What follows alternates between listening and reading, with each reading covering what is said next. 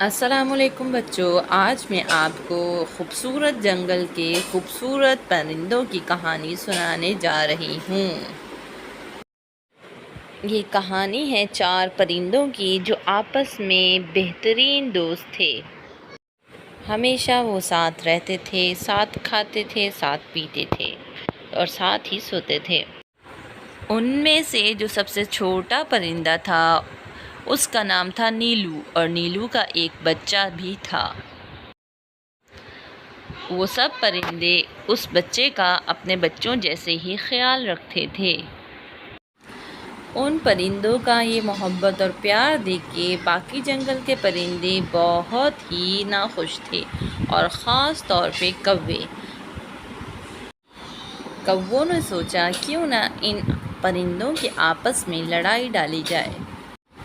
اسی اثنا میں ایک کوا ادھر ادھر سے پھڑپھڑاتا ہوا ان پرندوں کے پاس آ کر بیٹھ جاتا ہے، اور نیلو کے تینوں دوستوں کو نیلو کے خلاف بھڑکانے لگتا ہے کہ تم نیلو کے ساتھ ساتھ اس کے بچے کو بھی پال رہے ہو۔ لیکن یہ سب باتوں کے باوجود نیلو کے فرینڈز اس کی باتوں کو نہیں مانتے اور اس کو وہاں سے جانے کا کہہ دیتے ہیں۔ کوا وہاں سے اڑ کر نیلو کے پاس آتا ہے اور اب نیلو کو ان کے دوستوں کے خلاف بھڑکانے لگتا ہے۔ نیلو کو کہتا ہے کہ یہ تمہارے دوست آپ کے ساتھ مخلص نہیں ہیں، یہ تمہیں اور تمہارے بچے کو کھانا چاہتے ہیں۔ نیلو جب یہ سنتا ہے کہ میرے دوست میرے بچے کو کھانا چاہتے ہیں تو وہ کوے کی باتوں میں آ جاتا ہے اور سوچنے لگتا ہے۔ کچھ دنوں بعد نیلو اپنے دوستوں سے الگ ہو کر اپنا گھر کسی اور درخت پر بنا لیتا ہے اور وہاں اپنے بچے کے ساتھ رہنے لگتا ہے۔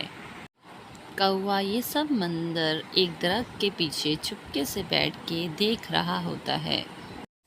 کوا سوچتا ہے اب نیلو اکیلا ہے، اب میں اپنے 2-3 ساتھیوں کو بلا کر لاؤں تاکہ ہم نیلو کے بچے کو بآسانی کھا سکیں، اور کوا وہاں سے چلا جاتا ہے۔ کوا پھر اپنے 2 دوستوں کے ساتھ اس درخت کے نیچے آ کے بیٹھتا ہے اور سوچتے ہیں کہ اب ہم اس نیلو کے بچے کو کیسے کھائیں۔ تھوڑی دیر سوچنے کے بعد یک وہ اوپر چڑھتے ہیں درخت پر اور نیلو کے بچے کو اس کے سمیت نیچے گرا دیتے ہیں، اور وہ جب نیچے گر جاتے ہیں تو ان کی طرف کھانے کو بڑھنے لگتے ہیں۔ اسی اثنا میں نیلو مدد کے لیے پکارتا ہے تو وہاں ایک پرندہ آ جاتا ہے جو ان کووں کو مار بھگاتا ہے، اور وہ پھر پرندہ نیلو کو سمجھانے لگتا ہے کہ کسی کی باتوں میں نہیں آنا چاہیے، اپنے دوستوں پر ہمیشہ بھروسہ رکھنا چاہیے۔ نیلو اس پرندے کی باتوں کو غور سے سنتا ہے اور اپنے دوستوں میں چلا جاتا ہے اور پھر ان کے ساتھ ہنسی خوشی رہنے لگتا ہے۔ دیکھا بچوں، آپ کو اس کہانی سے سبق ملا کہ کبھی بھی کسی دوسروں کی باتوں میں آ کر اپنا گھر نہیں چھوڑنا چاہیے، اور اپنے دوستوں کو اس طریقے سے اکیلا مت چھوڑیں۔